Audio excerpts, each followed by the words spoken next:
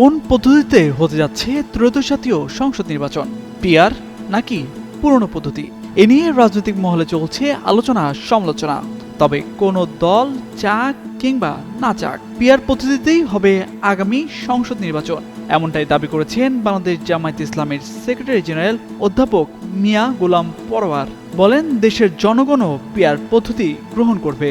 শনিবার সকালে নড়াইল জেলা পরিষদ মিলনায়তনে আয়োজিত এক অনুষ্ঠানে একথা বলেন তিনি।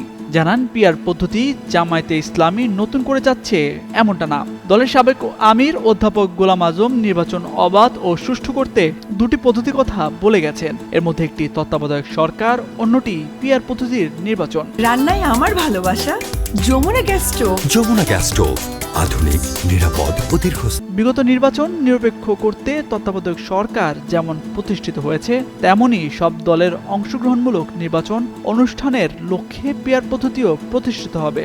আগামী সংসদ নির্বাচন পিআর পদ্ধতিতে অনুষ্ঠিত হবে বলেও আশা প্রকাশ করেন তিনি।